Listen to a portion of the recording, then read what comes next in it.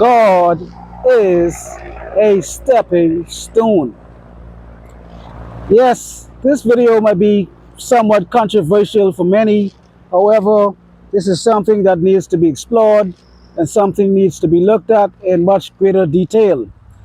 The three main reasons that I have concluded that the reasons why people believe in a God is either for out of fear, greed, and guilt.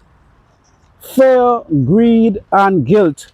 Those are the three main reasons why individuals believe in God. There are other reasons, however, when we break it down, they will usually fall under those three categories.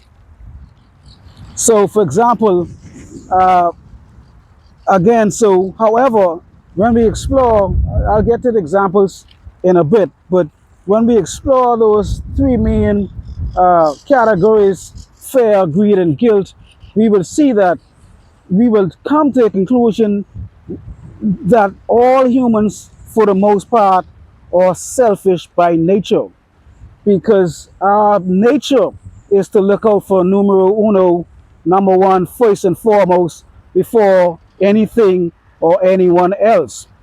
So, by nature, we do almost everything with some type of expectation to receive a benefit from it.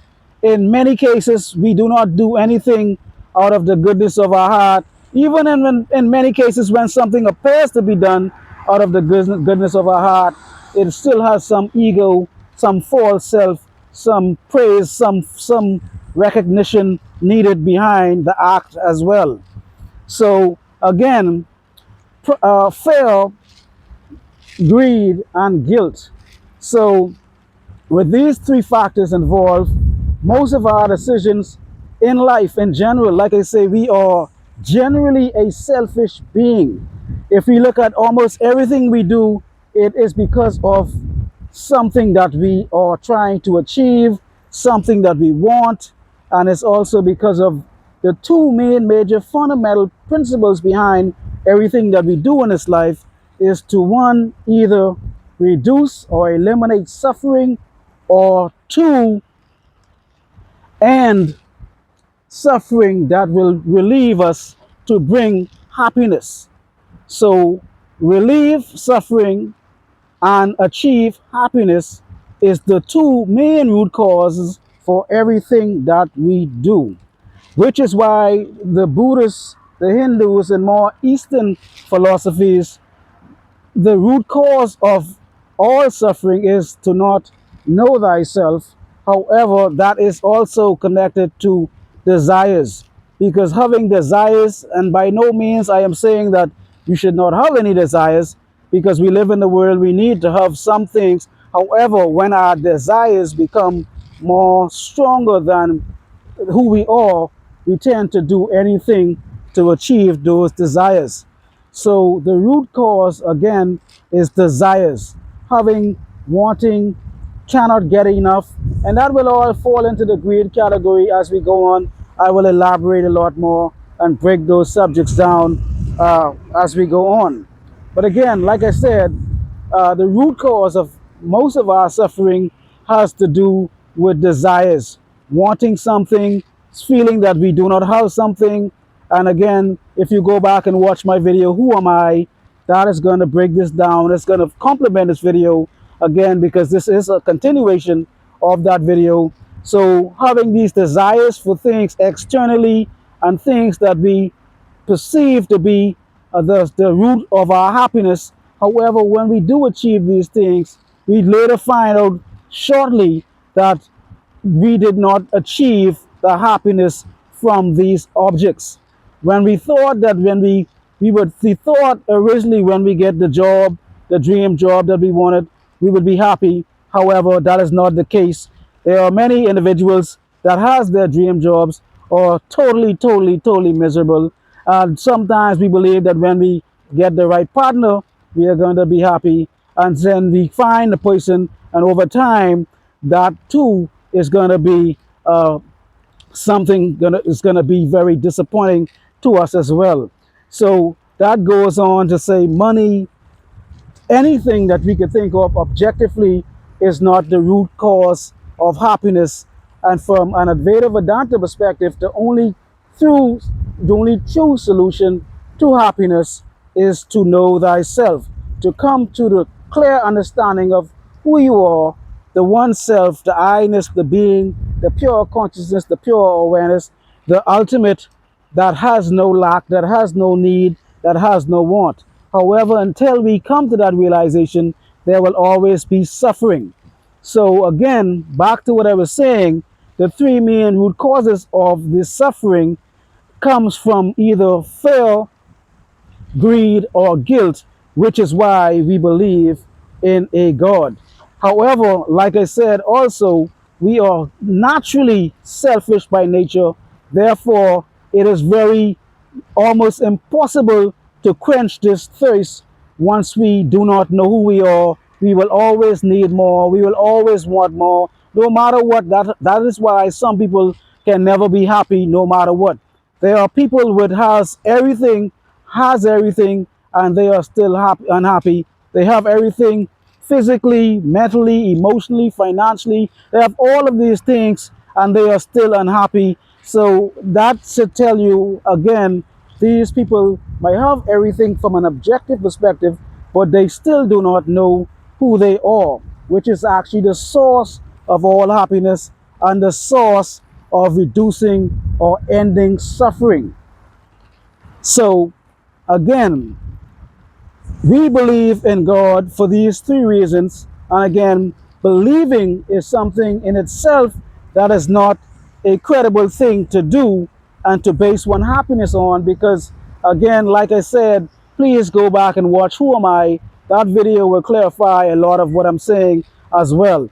But beliefs also change. One day you feel one way, one day you feel another way, and your belief will change. So beliefs would fall under categories. All these type of categories are faiths, are religions. We believe in this, we believe in that, but these beliefs are not who we are. Because again, like I said, once the thing changes, it cannot, and it's not permanent, and it cannot be you. So you believe, some people believe that they are this faith, they believe that they are that faith, and however, these are not the permanent self, because one minute this person might have a particular faith, a particular belief, and if their God or their source of their belief does not deliver whatever it is that they wanted to achieve, their faith can waver and their faith could fail as well. That is why, again, I am not picking on any particular religion or belief system. I am just stating the fact. I'm going to give you an example. That is why you may have, and again, I'm not picking on any beliefs, because I don't want anybody to say, oh, I'm pointing out a particular belief. I am talking about all beliefs. That is why I said I do not believe in believing. I know what I believe to be true because I experience the things that I believe to be true.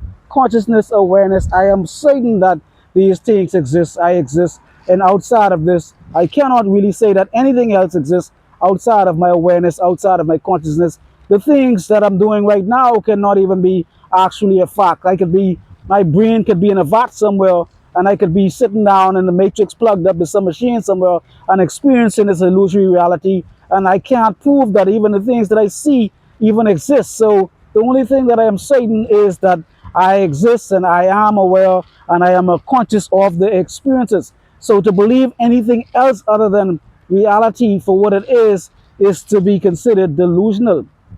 So that is why I said again, if you have a belief but there is nothing to give it credence, you would be considered delusional, and you cannot really base your faith on something that you believe, because as soon as the situation changes, your belief will change as well. That is why, for example, you may have, say, someone who might be of the Christian faith, they might be of the Christian faith and they may be believing in God for X amount of years, and they love God and this and that, and then something happens to their health, or something happens to a loved one, something happens that is beyond their control, and then they ask God to heal them or heal the person or deliver the person, and the they don't receive the answer that they want, then their faith changes as well. So that is one example. Then you have some individuals might, you could, it doesn't believe, I'm not picking on one particular belief, Buddhism, Hinduism, any type of, someone does not, but again, Buddhist, Hinduism is a different perspective.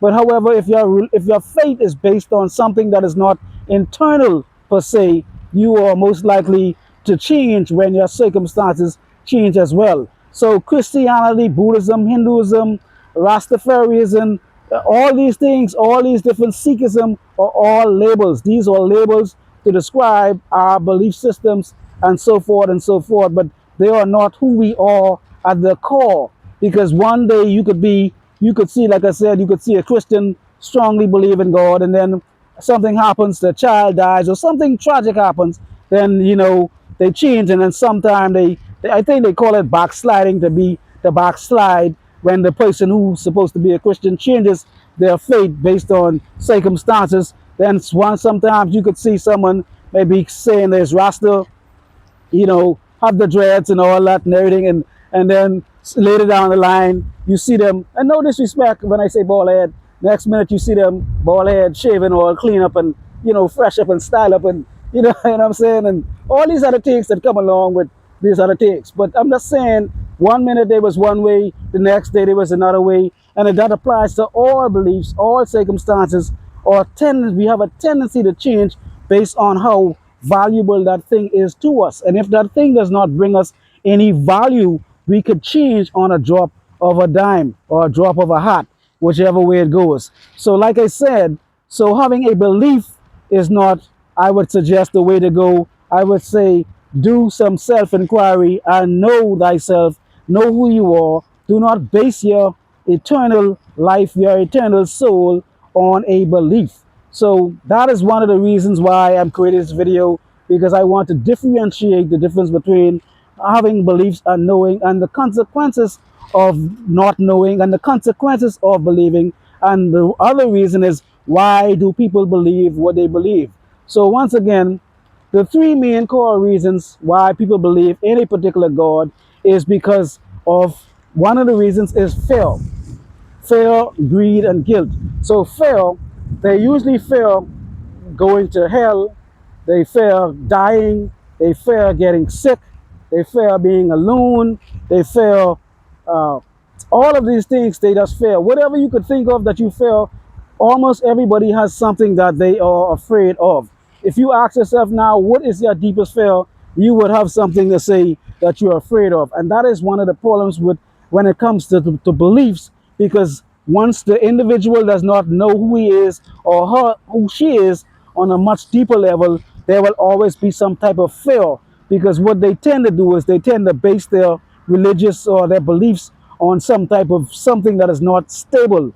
And so therefore, if you put your faith in something that is not stable, such as a belief, there will always be fear.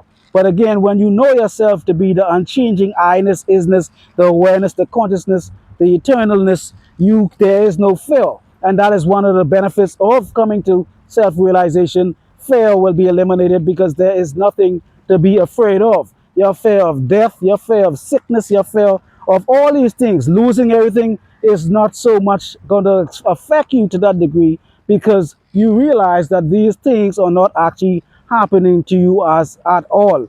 You are actually never sick. You are actually never alone. You are never financially in despair. You are never unhappy in any situation. You are always naturally peaceful, blissful, and harmony with the true self, the one self, because that is your true nature. So fear, again, we believe in our beliefs because we think that this entity that we call God is going to save us from some type of eternal damnation, or some type of eternal punishment, or some type of punishment for our behaviors. So fear is one of the root causes into believing there is a God. Now, the people that we do not fear, for example, we usually have a natural fear in most cases for our parents. When we grew up, we had a fear of either a mom or a dad, because we felt like these people had some type of power over us, and these people could affect us in some type of negative way. So that is why we feared our parents, and that was one of the earlier beginnings of the fear, looking at someone from a mortal person having fear, and then that transferring that fear into from a mortal human being to the concept of being afraid of God. So being afraid of our parents, we were afraid of them because they had the ability to punish us in other ways, be it physical, mentally, emotionally. They were the ones feeding us. They were the ones keeping a roof over our head. They were the ones protecting us. So we had to somewhat fear them to some degree, in fear of them taking away something from us. And that same fear is the same fear that we have when it comes to God. So looking at God from a stepping stone perspective, that is one of the reasons we use God as a stepping stone, because we believe that if we do not fear this God, or we do not show any reverence to this God that we call the thing that we call God, we would be punished, or we would be persecuted in some way, turn into eternal damnation, or things of that sort. But there is no fear in love. For that record, from that perspective, from an Advaita Vedanta perspective, there is no fear in love. However, we do fear this entity that we call God. And the only reason we again have the fear for our parents is because they can do something to us. And that same principle applies to God, because we believe for the fifth, third, fourth time, we believe that this entity can do something to us. It's all a belief, because again, without having any evidence per se, any factual evidence that you're going to go get burned down, and whatever the case may be, eternal damnation. In fact, that doesn't really sound too loving in general. But anyhow, I'm not here to really discredit any particular belief, but I'm just saying that the reason you fear God is because you think God has the power, just like your parents, to actually take something away from you, punish you if you've been a bad boy or a bad girl. And that is one of the fundamental reasons why you believe in God. And so therefore, because you fear your parents, you do not have the same fear that you have for your neighbors. You do not have the same fear that you have for a stranger. However, you may have some fear of your boss. You might be afraid to disrespect your boss, too, just like your parents, because you are afraid that your boss has the ability to affect your life in some type of negative way. He can fire you, she can fire you, and then you cannot pay your rent, you cannot pay your mortgage, you cannot feed your kids, you cannot do anything. So you humble yourself in the presence of your boss. Just like your parents, just like God, you are humbling, not because you are humble by nature, you are humbling out of the consequences. And let's be real, we need to really look at this and say why we believe, and we understand that fear is a fundamental principle to one of the reasons why we believe in God. Again, just like your parents, just like your boss, you might fear even the bad man down the street, the man who's the bad man, the baddest, the bully in high school or kindergarten or whatever. You have some fear of this bully because you feel that this bully has the ability to punish you in some way, and you will not be able to fight back. You can't. You don't have the strength. You're not strong enough. You're not big enough. You don't have any backup. So you fear the bully also from school, from high school, from primary school. Everyone knows a bully. Everybody knows someone that they had some type of fear, had some type of fear of. The only way you didn't have any fear of anybody unless you was the bully yourself. You was the bully, and that is why you had no fear, because you were the one doing the bullying. But most of us had somebody that we kind of tried to avoid at all costs, because we felt like this person would pick on us, or this person would make fun of us, or this person would embarrass us, or put us to shame in some type of way or sort. So again, hopefully that fear thing is pretty much established. So when we look at that, we also see fear, and then we see guilt and greed. So guilt, and it doesn't have to be in a particular order. You could go fear, guilt, greed, greed, fear, guilt. It doesn't make a difference, but these are the three main principles and no particular order. But again, so guilt, the same thing applies, just like fear. The same thing applies. Oh, there's a pretty bird. You guys see the bird? Hopefully you see it. I don't know. See? All that's love. You know what I'm saying? But anyhow, I hope you see the bird. But anyhow, back to my story. So this guilt that we have also is one of the reasons why we believe in God. Because whenever we do certain things, just like from early childhood, our parents, our earthly gods, if I may say, were the ones who first started to instill guilt in us. They were the ones who told us, do not do this. be nice to your sister, be kind to your sister, do not steal, do this to your brother, do not do that to your cousin, be this way, be that way. And they always scolded you for doing something, whatever it may be, something embarrassing. You maybe didn't, something that you didn't do, you didn't clean your room up, or whatever the case may be, something that you did, and you just really, and that's where we even have psychology. We have some people who they may consider anal, I think it's called anal retentive. I think that's what it's called. But either way, Sigmund Freud type thing. And from early childhood, you was, maybe scolded for not having issues when it came down to potty training issues, and those your parents kind of made embarrassed you in that area, and they tried it because you maybe released yourself once or twice uncontrollably, and then they kind of made you feel bad about it, and then you grew up that way, holding things in, and all these different psychological issues that you had because you felt shame and guilt from a child, early childhood. You felt this guilt because the parents again instilled this guilt in you, and just like the way the parents instilled the guilt in you, the same thing applies when you look at your heavenly God. You feel like you don't want to make God be ashamed. You have shame of your actions, whatever they may be. What whatever you do, whatever bad things that you may perceive to be bad, that this God is gonna not be too pleased with. You feel some guilt and shame and embarrassment, and so you feel like if you serve this God or you follow this God is going to forgive you, just like your parents when they tell you, good job, you like that. And when your parents tell you bad job, bad kid, or whatever, you don't like that. You don't like being scolded, but you do appreciate some type of positive recognition. And the same psychology goes into the belief that God does the same thing for us as well. God is punishing us or God is rewarding us in some way, shape, or form. So we try to go to God so God could remove the guilt and the shame from our behaviors. Whatever our behaviors may be it positive or negative, we think that God is the one going to reward us or punish us for these guilty or positive acts of kindness or acts of hate or whatever the case may be. Again, and that also is connected to the fear as well, being afraid that God will do these things to us,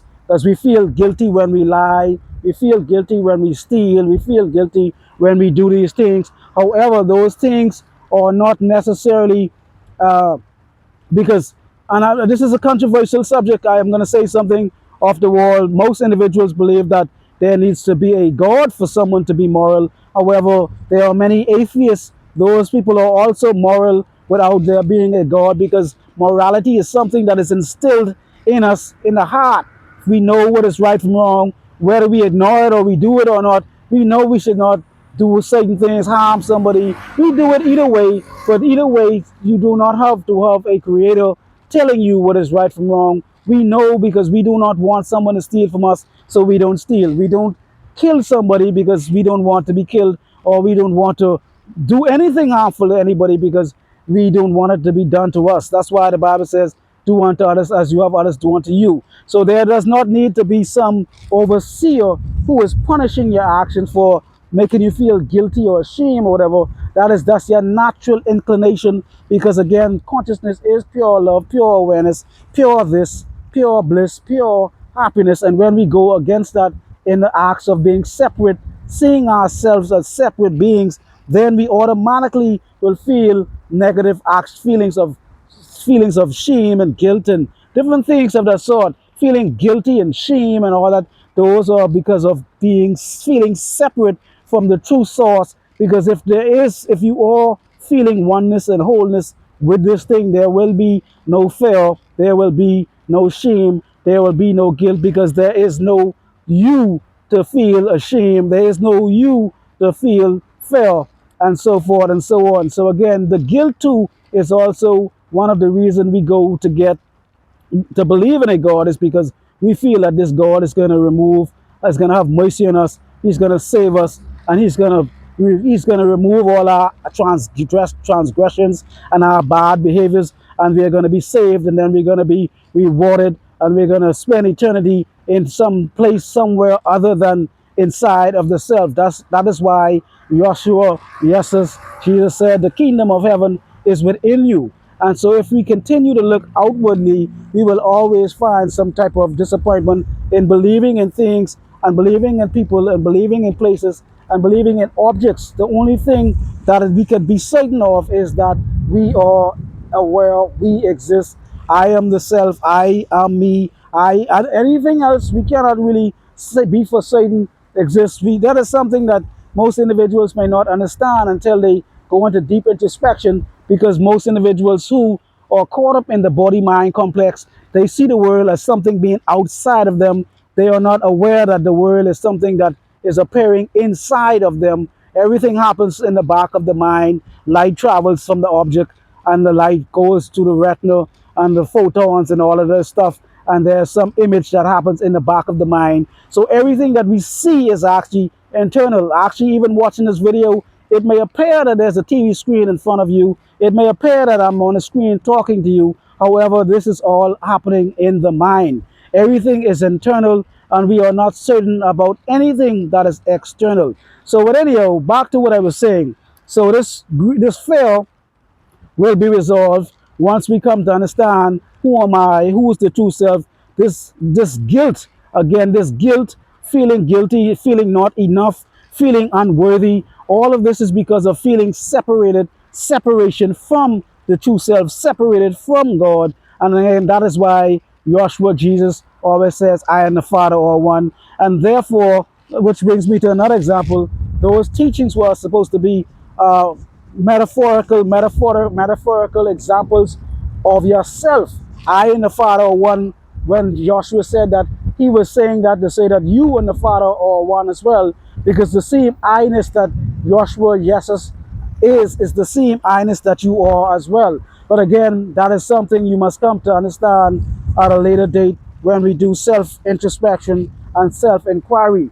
But until then, we will continue to see the world as being outside of me. You will continue to see people as being other than you. There will always be pain. There will always be suffering. And this, what I'm trying to say is that this solution to all of this suffering and this separation and this fear and this guilt is to come to know thyself. And this is the only way. And until that has happened, there will always be pain and there will always be suffering. So back to what I'm saying. So far, we covered fear, being afraid of punishment, guilt, being embarrassed, feeling shame, feeling guilty, because that guilt comes from feeling separate from the source, and there is no separation from the source, feeling unworthy, feeling not enough, feeling not good enough, feeling like you are trash. And the reason you feel that way because you got the impression that you are made of dirt, and so you believe that you are made of dirt.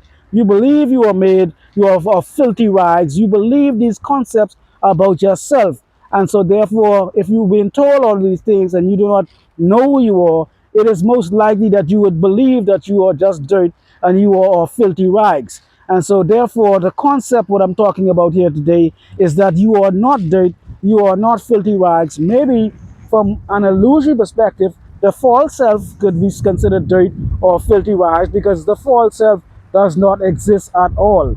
So that could be the only thing if you want to label something as or dirt or filthy rags would be the illusory self. But from a deeper perspective, you are none of those negative things. You are the pure awareness, the pure consciousness, Atman, the pure Brahma. You are the pure reality, and the only reality that cannot be tarnished, that does not have any fear, that does not know shame, does not know guilt, does not experience any of these negative things. Just like the TV screen, when something comes on the screen, the TV doesn't feel guilty about what it plays. It doesn't have any fear about any particular scene, a gun robbery scene or someone got shot. It doesn't care when the gunman shows up on the scene. It doesn't care when someone gets sick. It doesn't care when someone steals something or does something negative on the screen. The screen is a neutral thing. The true self is a neutral thing.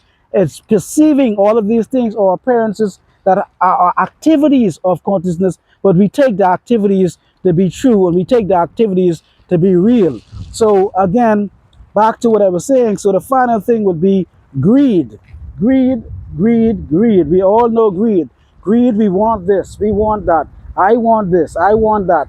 And so until greed, again, desire as being a root cause, also major root cause of all suffering, until we take control of this greed, we will also always cause pain and suffering to someone else, because we will always want more. We will always put things, material things, before the nature of the being, of human beings, of ourselves. Look at countries. Countries suffer. Countries are raped, robbed, and pillaged because of greed. Other people have come and taken over places, and just in the name of greed, they take resources from places. Some places have some of the most precious resources in the world, and these people are some of the most poorest people in the world. How could that be? Someone was greedy. Someone had greed. They are kings. They are leaders. They are people who come into the community to help the community.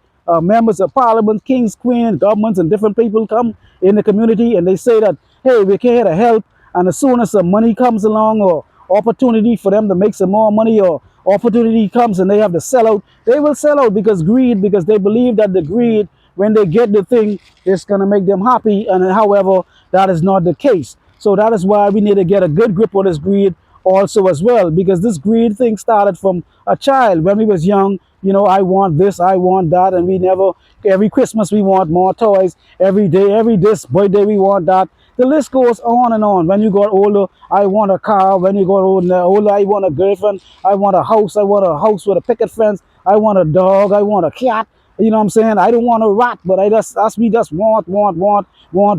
And this greed is insatiable. So until we come to understand the true nature of the true self, which has no greed, has no desire, has no need, has no lack, has no want, we'll always be greed infested. We will always have desires, and we will always suffer, because the false self only thinks that it will find happiness in objects. It feels that it will find happiness in another. It feels that it will find happiness in some type of thing. If I get this job, I will be happy. If I get this car, I will be happy. If I get in this relationship, I will be happy. If I get this house, I will be happy. But as we all know, who have gotten things and have achieved the goals, when the goal was achieved and accomplished, the happiness just pretty much lasted for a very brief fleeting moment, and the happiness went away as well. So we all know how that feels to want something, and we think that when we get it, it's going to be the greatest thing since sliced bread. And after a period of time, the feeling is fleeting. The feeling is, it goes away again. Watch my video on Who Am I, talking about the objects and subjects, and that will give you a much better understanding of what I'm talking about as well. And for most of you guys who remember ever getting a car or anything, a car, a shoe, anything, when that thing was brand new, even a shoe, let's use a shoe. When that shoe was brand new, man, we didn't want anybody to even step on our shoe. We try to walk over puddles of water. We try to avoid mud, especially if it was a white shoe. Man, we did everything under the sun to avoid this thing getting tarnished. And after a few months, it got a little scratch here, a little there, dinged around and smudged around. And after probably a few months, now the shoe, we walking around it like it's a yard. Shoes we wear in the yard, and we do the lawn in it, and we pick up trash in it. We go to work and we do the most dirtiest things in the shoe. So just like even a car, when we first get a car, we put all this emphasis on cleaning the car. We put so much emphasis on trying to make sure the car is polished. And after a period of time, couple of years, the car starts to deteriorate, and the bills and finance things start to come up with the car. We start to lose the attraction of the car. If you look at, for example, if you look at every car on the streets right now that's driving past, you see an old car. That car was once new. You might not believe it or not, but that car was once had plastic on the seat. That car had the fresh scent of newness. Just like a baby, when a baby was born, a baby has a particular scent. A particular scent only a baby has, no matter what, and that scent wears off in time. After they start to eat certain food, they start to sweat and start to excrete certain things from hormones and certain bodily fluids. That baby scent goes away. Nothing lasts forever. Nothing lasts forever. Everything is impermanent. Nothing is permanent. So that is why I'm saying that greed also is a sensation that we cannot fulfill. No matter what we do, no matter how hard we try, we will always feel some type of dissatisfaction as time goes on as well. So the three things, once again: fear, greed, and guilt. Those are three of the main reasons, three of the main reasons why we believe in God. Because if God did not do anything for us, I can guarantee you there will be less people believing in God. And for example, if you ask somebody who may be of a particular faith or a particular belief, if you ask, say, you go and ask, uh, I'm not picking on a particular belief system. I'm not saying any system that we're talking about. If you ask someone who is a particular belief, uh, again, by no means I am picking on anyone. I'm not saying if you ask a Christian if they believe in Buddha or anything of that sort, they would say, no, we do not believe in Buddha or whatever, whoever, or even vice versa in some cases, many cases. Uh, However, that is why Buddhists are neutral per se. But anyhow, I'm not here to talk about the different beliefs and systems. However, they do not believe in a Buddha because they believe that there is no belief that Buddha can help them. You see what I'm saying? They don't even know that Buddha was a real human being. You see what I'm saying? So that's a whole different subject in itself. But the Buddha was a real human being. That's the enlightened one. Just like Christ being the anointed, the Buddha's the enlightened one, and all of these different characters. Some of these characters such as Buddhists actually existed, unlike some characters that we believe exist, but there's no evidence of some of these things, which brought me to some memory that I had way back in the day when I went to college, which was one of the reasons I started to question some of these things, because for the first time I took a philosophy class. I never took a philosophy class, and the philosophy, one of the first things they tell you is to question everything, and that was kind of, I was kind of dumbfounded when I first understood this philosophy principle to question everything, and I said, what? Question everything. And then I went and I took some classes about religion and some other stuff that made me look into some of these beliefs and so forth and so forth. And it kind of really blew my mind. And then I came across a particular, uh, I will not name the belief, but there was something called the something dilemma. For those of you who might know what I'm talking about, it's called the something dilemma. I don't want to say the particular religion, but I came across that when I was studying philosophy and religion. And this thing that says something dilemma states that there is no evidence that some of these people even ever existed. And I started to explore more and more and more. And I was like, wow, I mean, how could this be true? How could we have all of these beliefs and believe in all of these things and the people never even existed? This is like ludicrous. This is like, I don't even know what to say. So that was one of the first experiences that I had that opened my eyes up to look further and deeper and to not just believe everything we hear without evidence. And the only thing, like I said, I could prove or have evidence is that I exist, consciousness exists, awareness exists, and I am that being, that pure awareness, that pure consciousness. And anything other than that, I cannot really, I cannot prove that, I cannot prove that it exists. So again, back to philosophy, having the ability to understand that philosophy is about questioning everything. So from that point on, I started to question. I started to look deeper and deeper and deeper, and I looked in. There's so many different beliefs, so many different religions, and all of these beliefs and all of these religions, it all boiled down to people having beliefs but not really knowing who they are as well.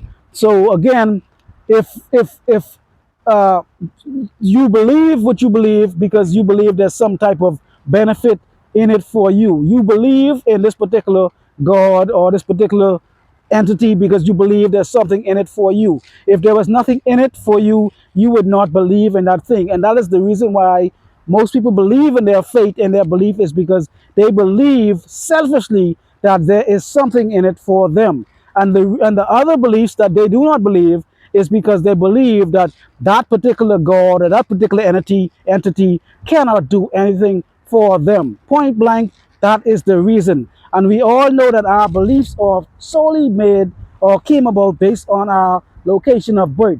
If you were born in a particular culture, it is most likely highly that you would carry that belief system with you as well, because your parents had it, your neighbors had it, the children and the people in your community had the same belief. So we have somewhat what they call a herd mentality. A herd mentality is basically sheep following the blind. And so that is why most of us believe what we believe, because our parents told us to go here and to go there and to do this and to do that, and we believe it as well. And then when we look at the community, we see the masses believe in it, so we say, hey, it must be true. And then when we turn on the TV, we see more people believe in it, so hey, it definitely got to be true. So that is one of the reasons why we also believe the things we believe, because it's not necessarily in our nature to believe it. It's because of our conditioning, our environment, things of that sort. If you were born in a certain region of the world, you would have that particular belief system as well. It is almost unlikely that you would believe in something other than your natural inclination to believe what everybody else believes as well. So I think I'm going to end on that. This is another video in reference to, again, part one, what is love? And then part two, who am I? And this is the part three, uh, God is a stepping stone. So we use God as a stepping stone to achieve goals, to relieve our fear, to achieve our greed, and to resolve or dissolve our guilt. And those are the main three reasons why we believe in God. And if you take away all of those things, 99.9, you would not believe in God. If you had no fear, you would not believe in no God. If you had no guilt, you would not believe in a God. If you had no greed, you most likely would not believe in a God as well. It is your own selfishness, your own greed that is causing you, your own fear that is motivating you to believe the things that you believe. And that is why we believe the thing so strongly at all costs, even if it pretty much is, again, delusional, or we do not have any facts to solidify those beliefs. We just believe them at all costs because we believe there's something in it for us. But however, the solution to all of this is, again, to know thyself. Who am I? Come to an understanding from an Advaita Vedanta perspective and see that you are the true self. You are the unchanging. You are the thing that cannot have fear. You are the thing that does not have any greed. You are the thing that does not have guilt. So the solution, again, is to come to a true understanding, not a belief of who you are, but to know who you are. And when you come to know who you are, your suffering will end, because there will be no you to suffer. There will be no you to experience the fear. There will be no you to have the guilt. There will be no you to have the shame and the greed. However, I'm not saying that these things will dissolve and disappear. There will still be remnants of it because you still live in the reality. And there's nothing wrong with having desires, getting things or wanting things, however. But when those things are not understood to be the primary, the fundamental thing of who you are, of your happiness, then you are barking up the wrong tree. That is why Joshua, Jesus said, Yeshua said, the seek ye the kingdom of heaven first, and all these things to be added unto you. So until we seek who we are and find out who we are and know who we are, not to believe who we are. You don't have to believe you exist. You don't have to believe you are real. You don't have to believe the I in you is true. You know you are true. You know you exist. And that is what I'm talking about here today. We are talking about to know thyself as being the solution to all the fear and all the shame and all the guilt and all the greed. And that way, when this is achieved, then and only then we will dissolve the desires to use God as a stepping stone and see God for what it is or who it is, and that God and what it is and who it is in you, is you, as you, being perceived as the external world, the illusory self,